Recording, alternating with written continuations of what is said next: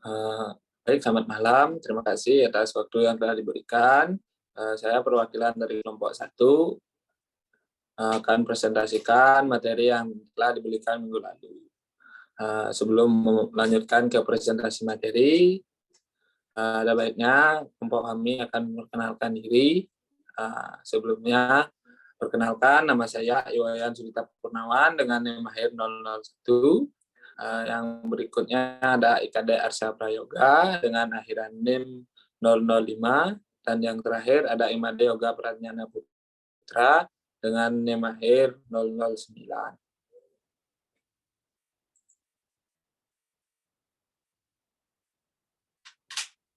Ada pembahasan materi dari kelompok 1 yaitu arsitektur kuno dan prasejarah.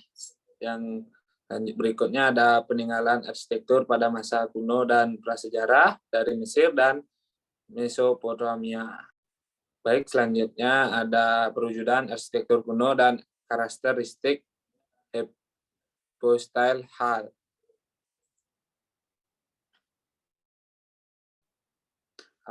Yang berikutnya ada arsitektur kuno dan prasejarah.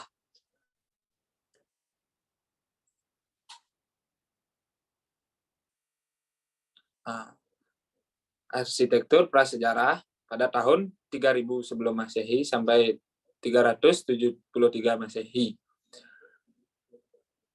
Bermula ketika manusia di dunia sudah mengenal Tuhan, iblis, dan malaikat.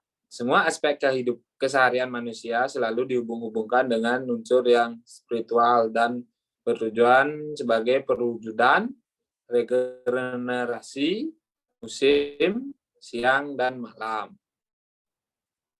Adapun pembagiannya yaitu pembagian berdarah,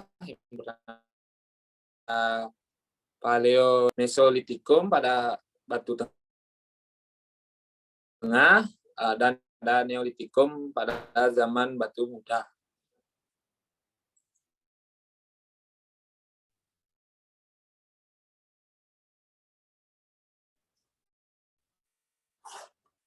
Peninggalan arsitektur Mesir, Ahmad. Baik, di sini saya akan melanjutkan presentasi dari teman saya. Perkenalkan, nama saya IKD Arsya Prayoga, NIM 005. Peninggalan arsitektur Mesir. Peradaban Mesir kuno. Peradaban Mesir kuno dimulai pada sekitar tahun 3100 sebelum Masehi. Sebutan Mesir sendiri berasal dari bahasa Arab Mis, yang artinya daerah pinggiran. Ini berunjuk pada lokasi Mesir yang berada di pinggir Sungai Nil.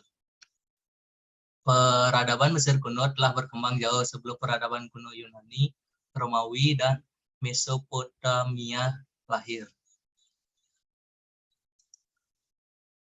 Peradaban Mesir kuno, arsitektur Mesir kuno telah berkembang pada masa kejayaannya dan melahirkan karya-karya besar seperti piramida Giza dan Sphinx. Bangunan-bangunan yang ada pada Mesir kuno dapat dibedakan ke dalam dua jenis. Yang pertama, ada bangunan untuk kediaman masyarakat Mesir kuno. Yang kedua, yang adalah bangunan untuk kepentingan religius. Bangunan yang berfungsi sebagai kediaman masyarakat terbagi menjadi dua. Bangunan untuk kaum elit pemerintah. Bangunan kaum elit memiliki dekorasi berupa hiasan pada tembok dan lantai. Dan untuk bangunan pedagang dan pekerja, piramida, ada gambar di atas kanan. Piramida Agung Giza dibangun selama lebih dari 20 tahun dan diperkirakan berlangsung pada sekitar tahun 2560 sebelum Masehi. Dan di bawahnya ada gambar Sphinx, adalah makhluk mitos bertubuh singa berkepala manusia. Dalam mitologi Mesir, Sphinx juga dikenal dalam mitologi Yunani sebagai makhluk yang mengajukan teka-teki.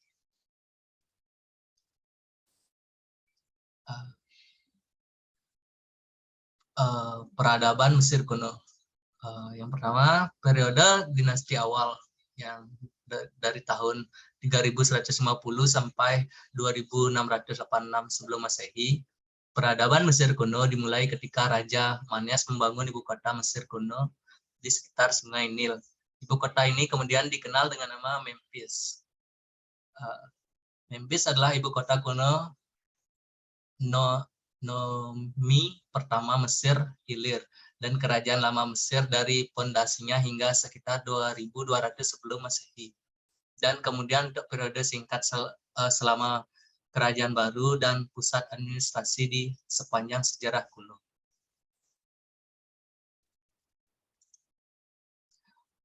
Periode peradaban Mesir kuno yang kedua, kerajaan Mesir lama dari tahun 2686 sampai 2181 sebelum Masehi. Periode kerajaan Mesir lama dimulai pada masa dinasti Firaun yang ketiga. Pada masa ini, Firaun Djoser memerintah Imhotep, seorang arsitek sekaligus pendeta dan penyembuh, untuk merancang monumen pemakaman untuknya. Monumen itu sekarang dikenal sebagai piramida Step di Saqqara dekat Memphis. Dibangun untuk Firaun Djoser untuk arsiteknya Imhotep. Bangunan ini didirikan pada abad ke-27 sebelum Masehi di nekropolis Saqqara di barat laut kota Memphis. Piramida Mesir pertama ini terdiri dari beberapa mastabah yang disusun bertumpuk. Piramida ini pada masa itu memiliki tinggi 62 meter dan diselubungi oleh marmer putih. Piramida bertingkat atau protopiramida dianggap merupakan bangunan batu berskala besar pertama yang dibangun. Bangunan arsitektur Mesir. Bangunan di Mesir mempunyai 3 karakter. Yang pertama, bangunan untuk dewa atau kuil. Yang kedua, bangunan makam untuk Firaun atau raja dewa yang sudah meninggal, atau rumah abadi atau piramid.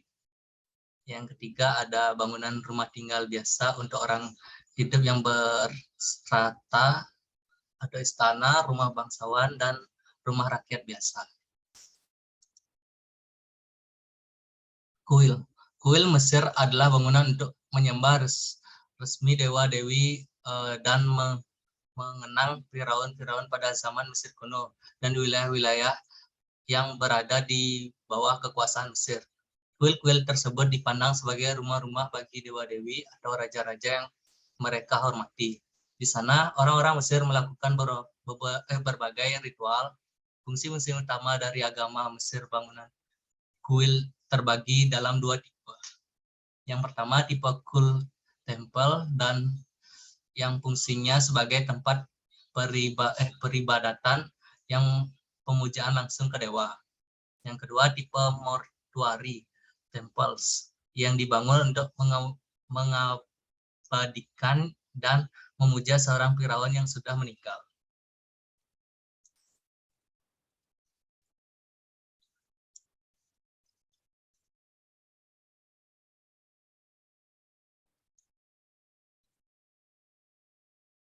Daftar kuil di Mesir.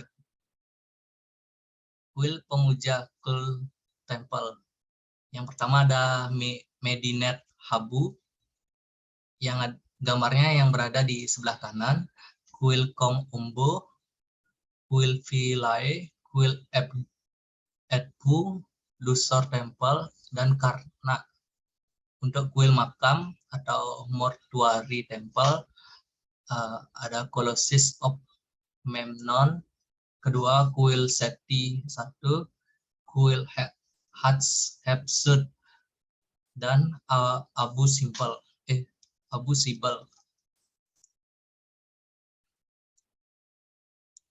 Peninggalan arsitektur Mesir kuno. Kuil Karnak. Kuil terbesar yang pernah ditemukan di dunia sampai saat ini adalah kuil Karnak di Luxor, Mesir. Kuil ini dibangun pada masa kerajaan tengah di 1970-an sebelum Masehi oleh Firaun Senusret II yang menjadi tanda kepopuleran dewa Amon yang semakin pesat. Aula yang meliputi area seluas 19.684 meter persegi ini diisi dengan 134 pilar. Ketinggian rata-rata pilar lainnya pilar besar yang ketinggian 70 kaki atau sekitar 21 meter. Sementara ketinggian rata-rata pilar lainnya sekitar 45 kaki atau 13 meter. Juga terdapat obelis Dumos 1, sebuah monumen setinggi 22 meter.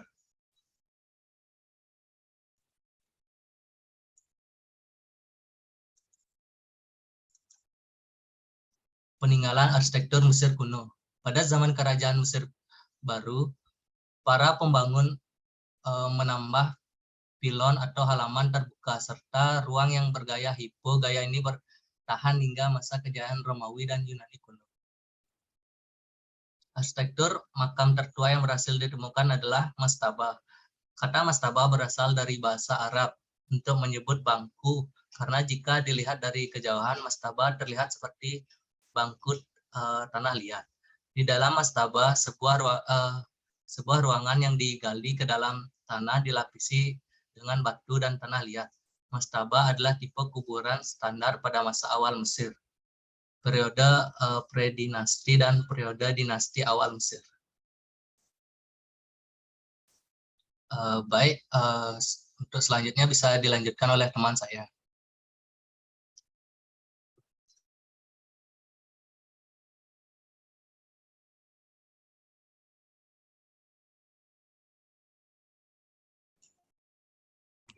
Baik, di sini saya akan melanjutkan materi peradaban Mesopotamia.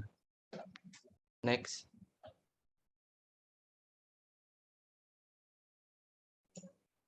Nah, peradaban Mesopotamia. Kata Mesopotamia berasal dari gabungan dua kata Yunani, yaitu Mesos dan Potamos. Mesos artinya adalah di tengah-tengah, sementara Potamos artinya di sungai. Nah, pemberian nama ini sesuai dengan lokasi peradaban Mesopotamia yang berada di antara dua sungai, yaitu Sungai Eufrat dan Sungai Tigris.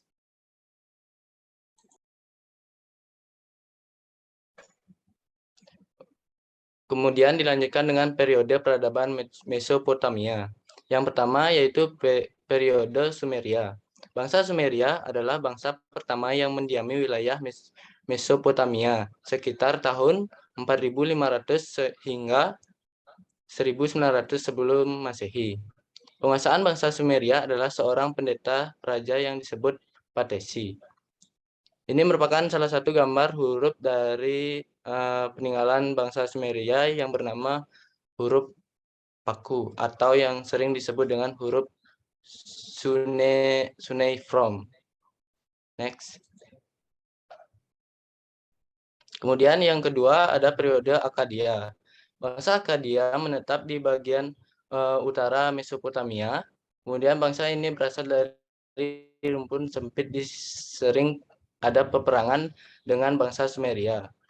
Pada tahun 2334 sebelum Masehi, bangsa ini menguasai peradaban Mesopotamia sampai tahun 2154 sebelum Masehi. Kemudian selanjutnya yang ketiga yaitu periode Assyria. Bangsa Assyria baru mencapai masa kejayaan sekitar 2500 sebelum Masehi hingga 609 sebelum Masehi. Nah, bangsa ini memiliki peninggalan peradaban Mesopotamia, yaitu hasil karya dari bangsa yang bernama astrologi untuk meramal nasib atau kejadian-kejadian peradaban berdasarkan letak dan tata bintang. Next. Yang keempat yaitu periode Babilonia. Bangsa Babilonia merupakan bangsa yang paling terkenal dari peradaban Mesopotamia. Peradaban dari bangsa Babilonia ini salah satunya yaitu Taman Gantung dan juga menghasilkan sebuah hukum bernama Hukum Hammurabi yang diperkenalkan istilah mata diganti dengan mata. Itu adalah peninggalan dari bangsa tersebut. Kemudian peninggalan arsitektur Mesopotamia. Yang pertama ada Ziggurat. Bangsa Semit pada tahun 2700 sebelum Masehi percaya akan kekuatan Dewa Matahari. Nah, seperti di gambar di samping kiri ini, bangunan ini membentuk anak tangga berpundak-pundak dengan puncak kuil yang beratap datar dan dibuat dari bahan tanah liat atau batu bata. Bangunan ini masih bisa ditemui di area di Iran dan di Irak. Next. Kemudian Babilonia. Babilonia adalah suatu kerajaan di bawah kekuasaan Hammurabi yang didirikan pada abad ke-18. Pada masa kerajaan tersebut mencapai kejayaan dan dapat membangun kota yang teratur dan megah. Kemudian salah satu peninggalannya adalah Taman Gantung Babilonia. Taman gantung ini merupakan wujud arsitektur pertanaman khas Mesopotamia. Konon, tanaman gantung ini dibangun oleh Nebukadnezar II, cucu dari Hammurabi sebagai hadiah untuk Amitis, sang permaisuri yang sangat disayanginya. Kemudian ada Nineveh. Kota ini merupakan ibu kota kerajaan Assyria pada tahun 1100 sebelum Masehi. Dalam zaman ini perkembangan arsitektur mulai berkembang lagi dengan pembangunan istana-istana yang makin lama lebih penting daripada bangunan kuil-kuil. Kota ini adalah tempat persimpangan salah satu perniagaan melalui Sungai Tigris. Berkat posisi yang strategis ini, perekonomian kota ini lebih maju dan menjadi kota terbesar dan terkaya di Mesopotamia.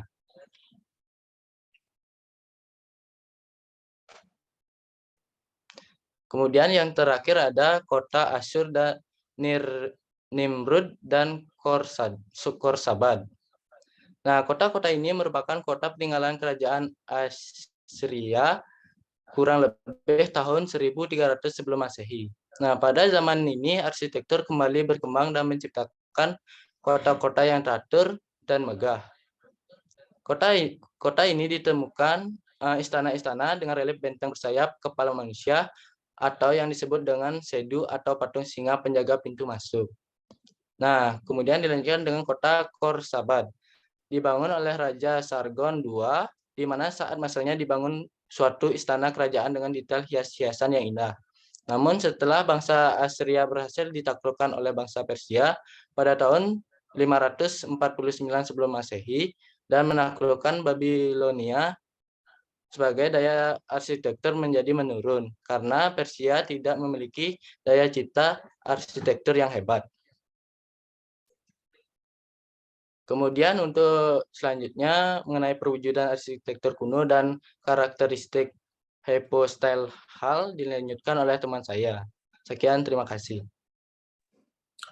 Baik, di sini saya akan melanjutkan presentasi dari kelompok 1, yaitu perwujudan arsitektur kuno dan karakteristik hypostyle hall.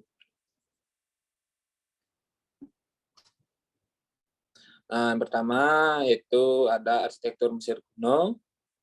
Arsitektur Mesir kuno berkembang jauh sebelum peradaban kuno Yunani, Romawi, dan Mesopotamian lahir. Di dalam arsitektur, mereka wujudkan dalam bentuk dan ornamen hiasan, makam, dan kuil, yakni patung, relief, ukiran, dan lukisan yang menggambarkan cara-cara pemujaan terhadap dewa-dewa ataupun kehidupan masyarakat Mesir kuno pada zaman tersebut.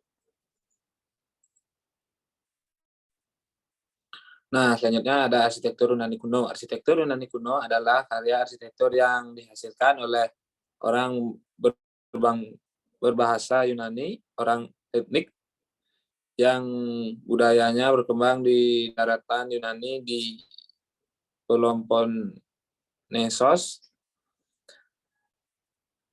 Kepulauan Aegea, serta koloni-koloninya di Anatolia dan Italia sepanjang satu periode dari tahun 900 sebelum Masehi sampai ke abad 1 Masehi. yang mana karya-karya arsitektur yang paling awal yang masih terlestarikan berasal dari sekitar tahun 600 sebelum Masehi.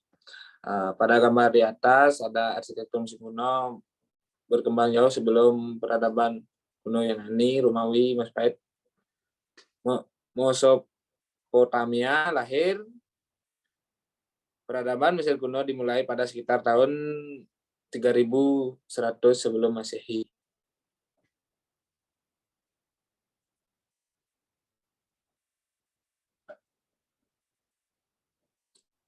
Perwujudan yang selanjutnya ada arsitektur Romawi kuno. Arsitektur Romawi kuno merupakan lanjutan warisan yang ditinggalkan oleh arsitek sebelumnya dari bangsa Yunani. Berkembangnya pada zaman Republik Romawi, bahkan sampai mereka pada zaman Kaisar Romawi, zaman didirikan sebagian besar bangunan yang masih dapat dijumpai saat ini. Arsitektur Romawi memanfaatkan material-material baru, khususnya beton Romawi, dan menerapkan teknologi-teknologi baru seperti pelengkung dan kubah dalam pendirian bangunan-bangunan yang biasanya kukuh dan direkayasa dengan baik.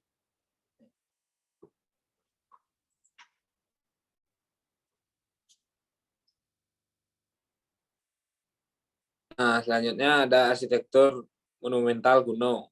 Istilah arsitektur monumental kuno mengacu pada struktur batu atau bumi buatan manusia yang berasal dari digunakan sebagai bangunan publik atau ruang komunal. Nah, contohnya termasuk piramida, kuburan besar, dan kuburan plaza, gundukan platform, kuil, dan gereja. Istana dan tempat tinggal elit, observatorium astronomi, dan kelompok-kelompok batu berdiri yang didirikan. Dalam arsitektur, ruang interior yang atapnya bertumpu pada pilar atau kolom, kata itu secara harfiah berarti di bawah pilar, dan desainnya memungkinkan pembangunan ruang besar seperti di kuil, istana, atau bangunan pada umumnya. Nah, pada gambar di bawah yang bisa dilihat yaitu ada kuil Anom di Karnak, dan di sampingnya ada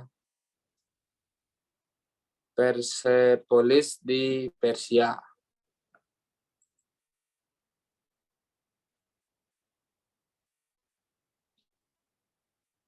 Sekian presentasi dari kelompok 1. Apabila ada salah kata, mohon dimaafkan.